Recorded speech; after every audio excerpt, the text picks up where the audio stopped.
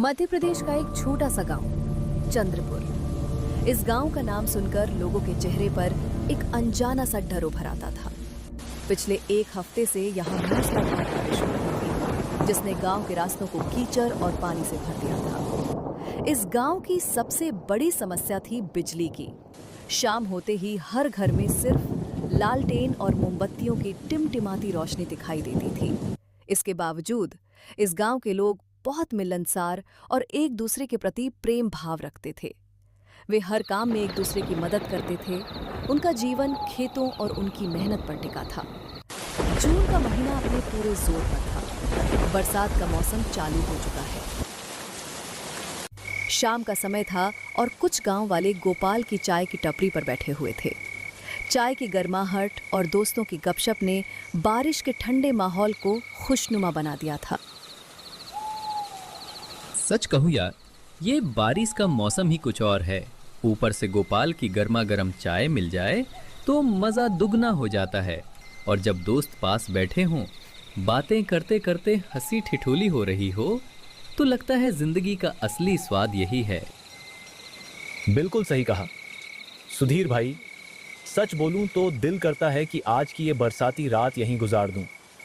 बस हम सब बैठे रहें, बातें करते रहें और गोपाल की गर्म चाय के साथ इस ठंडी हवा का मजा लेते रहें। जिंदगी के ऐसे लम्हे रोज रोज कहाँ मिलते हैं।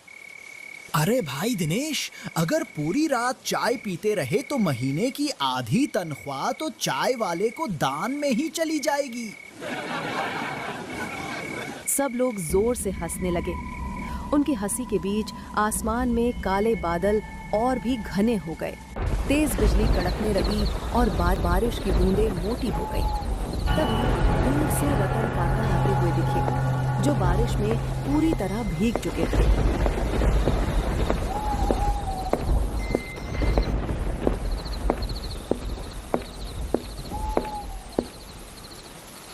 अरे ओ रतन काका, इतनी तेज बारिश में कहाँ से आ रहे हो? यहाँ आकर हमारे साथ बैठो, चाय पियो, नहीं तो इस बारिश में बीमार पड़ जाओगे। अरे बेटा, सब ठीक है। मैं तो शहर गया था एक ज़रूरी काम से, पर काम तो हुआ ही नहीं और ऊपर से ये बारिश ने हाल और ख़राब कर दिए। रास्ते भर पानी ही पानी था, चलना भी मुश्किल हो गया था। हाँ रतन काका, इस बारिश से तो हम भी परेशान हैं, लेकिन इस बारिश में आपकी कहानियां सुनने में जो आनंद है वो और कहीं नहीं। और इसी बहाने हमें अपनी कहानियां भी सुना देना। आपकी कहानियां सुनने में बहुत मजा आता है।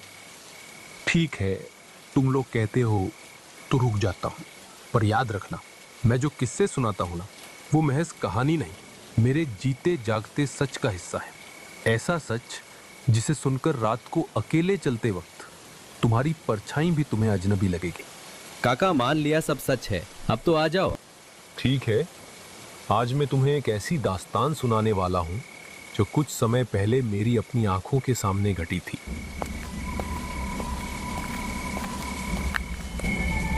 गोपाल, मेरे लिए जरा कड़क चाय ले आ, आज रात नींद नहीं आएगी। ये किस्सा उस दौर का है जब मैं करीब 30 बरस का जवान था। रात का समय था, घुप अंधेरी और डरावनी रात। आसमान फट रहा था, मूसलाधार बारिश हो रही थी और बिजली लगातार गरज रही थी। मैं अपने ऑफिस से लौट रहा था और सोचा कि रास्ते में अपने दोस्त अविनाश के घर भी चला जाऊं। सड़कें सुनसान थीं, दूर दूर तक एक इंसान तक नजर नहीं आ रहा था। मैं तेज कदमों से आगे बढ़ रहा था, तभी मेरी नजर दूर खड़े एक अजनबी पर पड़ी। मैं उसके पास गया और पूछा, भाई, इतनी बारिश में यहाँ क्यों खड़े हो? कहीं रास्ता भटक तो नहीं गए? नहीं भाई, रास्ता तो नहीं भटका, पर घर जाने की हिम्मत नहीं हो रही। आगे की सड़क पर पानी इतना भर गया है कि रास्ता बंद हो गया है और इस घने जंगल के रास्ते से अकेले जाने का सोचकर ही डर लग रहा है। वैसे तुम कहाँ जा रहे हो? मैं अपने दोस्त अविनाश के घर जा रहा हूँ। अरे अविनाश? हाँ, मैं उसके घर को जानता हूँ। वहाँ तक जाने के 2 रास्ते हैं, एक सीधा और दूसरा जो जंगल से होकर जाता है। सीधा रास्ता तो पानी में डूब चुका है, अब बस जंगल वाला रास्ता बचा है। वो थोड़ा लंबा जरूर है, लेकिन सीधा अविनाश के घर तक ले जाएगा। वैसे मुझे भी उसी तरफ जाना है। अगर हम दोनों साथ चलेंगे तो शायद इतना डर नहीं लगेगा। उसकी बातों में कुछ ऐसा था कि मैंने उसकी बात मान ली। हम दोनों जंगल के रास्ते पर चल पड़े।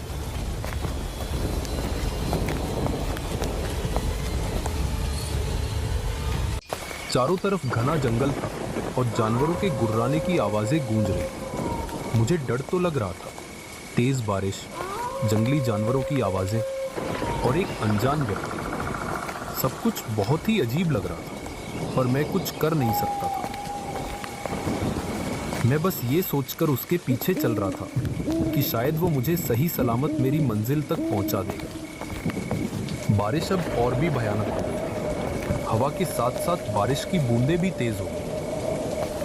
वो व्यक्ति अचानक रुक गया और मुझसे बोला, बारिश तो अब और तेज हो गई है।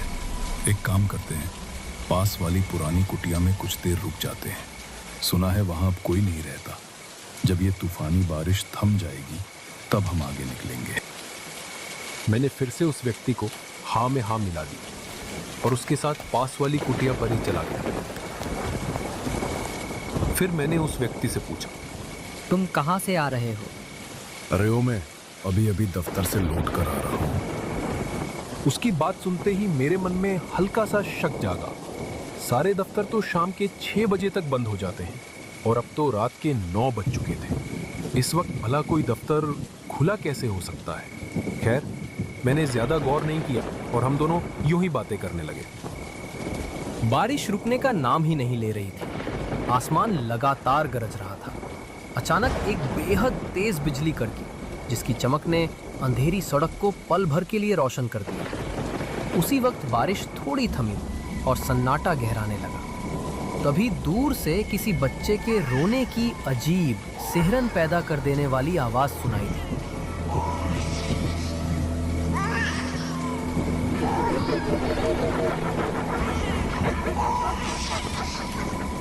ऐसी आवाज जिसमें मासूमियत से ज्यादा डर छिपा हुआ था। भाई साहब, आपने भी सुनी? ऐसा लग रहा है कोई बच्चा दूर कहीं जोर जोर से रो रहा है। हाँ, आवाज तो मेरे कानों में भी सुनाई थी, लेकिन इतनी तेज बारिश में सुनसान रास्ते पर कौन अपने बच्चे को ऐसे छोड़कर जाएगा? मुझे तो ये सब बहुत अजीब लग रहा है। देखो भाई, ये भी तो हो सकता है कि वो बच्चा वहां अकेला ना हो। शायद उसकी माँ भी वहीं कहीं अंधेरे में खड़ी हो। रास्ता ना मिलने की वजह से घबराकर वो रो रहा हो। इतनी भयानक रात में कोई बच्चा ऐसे रोए, ये बात मुझे खटक रही है। इसीलिए हमें वहां जाकर देखना चाहिए। हम दोनों कुछ देर तक बिल्कुल खामोश खड़े रहे, कान उस आवाज पर टिके हुए। कभी दूर से किसी बच्चे के सिसकने की आवाज आती, तो कभी किसी औरत की धीमी सिहरन पैदा कर देने वाली हंसी और अजीब सा गीत सुनाई देता। ठंडी हवा के हर झोंके के साथ वो आवाज और पास आती महसूस हो रही थी। मेरे रोंगटे खड़े हो चुके थे। डर ऐसा कि सांस तक लेने में हिचक हो रही थी। हमें एक बार चलकर देखना चाहिए, शायद वे मुसीबत में है। अगर कोई सच में मुसीबत में होता तो क्या वो ऐसे हंसता और गाता? देखो, मुझे कुछ भी ठीक नहीं लग रहा। यहाँ रहना सही नहीं है। हमें अब यहाँ से जाना चाहिए। चलिए ना, एक बार चलने में क्या जाता है? क्या पता वे सच में मुसीबत में हों। हम दोनों धीरे धीरे उस रहस्यमयी आवाज की ओर बढ़ने लगे। वो हमें घने अंधेरे जंगल की तरफ खींचती चली। बारिश की छोटी छोटी बूंदें सुई की तरह हमारी त्वचा में चुभ रही थी और ठंडी गीली हवा हर कदम के साथ डर बढ़ा रही थी। देखो, आवाज इधर से आ रही है। जल्दी चलो।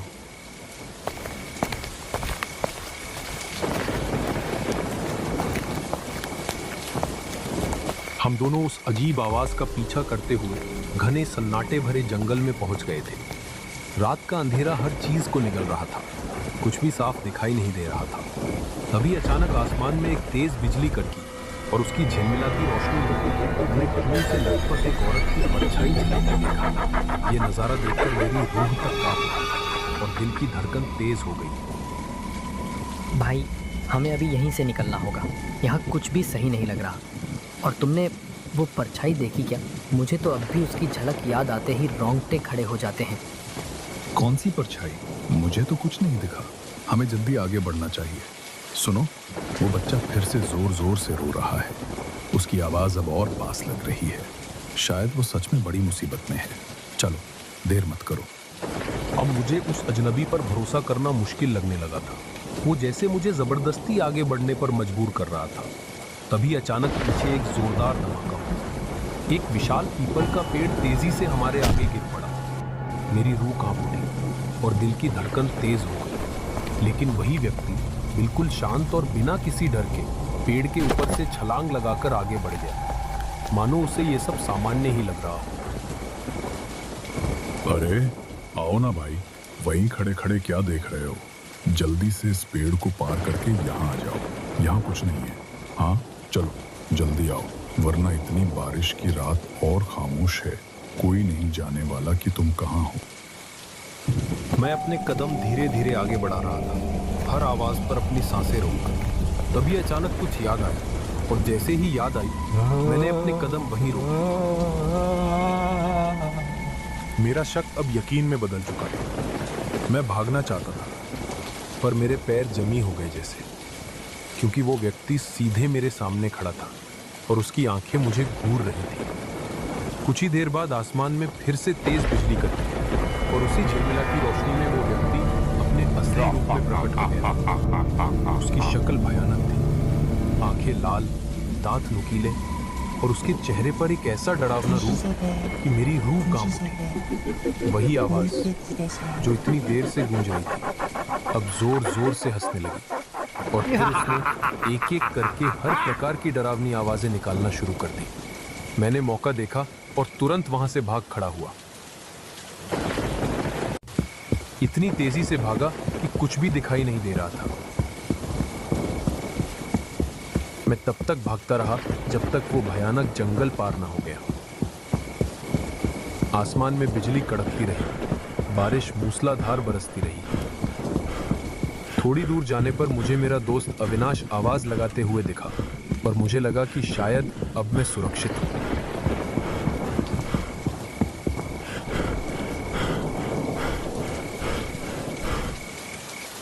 अरे रतन, मेरे घर का रास्ता भूल गए थे क्या? कहाँ गए थे? इतनी देर हो गई। मैंने सोचा कहीं रास्ते में फंस गए होंगे, इसीलिए तुम्हें ढूंढने आ गया। पहले घर चलो प्लीज़, अभी यहाँ रुकना ठीक नहीं है। बाद में सब बता दूंगा। अभी बस यहाँ से निकलते हैं जल्दी। बारिश अब लगभग थम चुकी थी। आसमान में काली घटाओं के बीच हल्की सी सफेदी झलक रही थी, जैसे तूफान के बाद की खामोशी उतर आई हो। गीली मिट्टी की खुशबू और पेड़ों से टपकती बूंदों की आवाज के बीच हम दोनों तेजी से कदम बढ़ाते हुए अविनाश के घर की ओर चल पड़े। घर पहुंचते ही मैंने बिना कुछ छुपाए उसे अपने साथ घटी हर एक घटना विस्तार से सुनाई। मेरी बात खत्म होते ही अविनाश का चेहरा सफेद पड़ गया और वो कुछ देर तक चुपचाप घबराहट भरी आंखों से मुझे देखता रहा। क्या तुम उस जंगल के रास्ते से आए थे? वहाँ अक्सर ऐसे हादसे होते रहते हैं। अच्छा हुआ तुम वहाँ से भाग निकले, क्योंकि जिस कुटिया में वह तुम्हें ले गया था उसमें पहले एक आदमी अपने 2 बच्चों के साथ रहता था। उस पर 5 लाख का कर्ज था जो उसके पिता के मरने के बाद उस पर आ गया था। कुछ लोगों ने कर्जदारों को उस आदमी का पता बता दिया। उन कर्जदारों ने एक अंधेरी रात को उस कुटिया में आग लगा दी, जिसमें उसके दोनों बच्चे जिंदा जलकर मर गए। जब वह आदमी अपने घर आया, अपने 2 बच्चों को मरा हुआ देखा तो उसने उसी कुटिया में आत्महत्या कर ली। उसके बाद से ये सब घटनाएं वहाँ घटती रहती है। कोई भी गांव वाला उस जंगल के रास्ते से आने जाने की हिम्मत भी नहीं करता। उस रात का खौफ इतना गहरा था कि मैं पूरी रात नींद की एक झलक तक नहीं देख पाया। जैसे ही सूरज की पहली किरण खिड़की से झांकी, मैंने बिना देर किए अपना सामान समेटा और घर लौट आया। तब से मैंने कसम खा ली, उस जंगल का रास्ता दोबारा कभी नहीं चुनूंगा। अब जब भी उससे मिलना होता है मैं उसे अपने घर बुला लेता हूँ। शायद इसलिए कि उस रात की परछाई अब भी मेरे जहन में जिंदा है। लेकिन रतन काका, आपको उस पीपल के पेड़ के गिरने पर कौन सी बात याद आ गई कि आप आगे नहीं बढ़े? बुजुर्गों की माने तो अगर रात के सन्नाटे में तुम्हारे रास्ते में कोई पीपल का पेड़ गिरा मिले तो उसे लांघ कर आगे बढ़ना सबसे बड़ी भूल होती है। कहते हैं यह अशुभ संकेत होता है। ऐसे वक्त पर इंसान को अपना रास्ता बदल लेना चाहिए, क्योंकि उस पेड़ के पार अक्सर कुछ ऐसा छुपा होता है जिससे लौटना हर किसी के बस की बात नहीं। रतन काका ने अपनी बात पूरी करते हुए गहरी सांस ली, जैसे उस याद को दोबारा जीने से थक गए हों। चाय की टपरी पर एक अजीब सा सन्नाटा फैल गया। सबके चेहरों पर खामोशी और आंखों में डर साफ झलक रहा था। उस पल सबको एहसास हो गया कि काका की कहानियां महज किस्से नहीं, बल्कि कड़वी सच्चाई थी।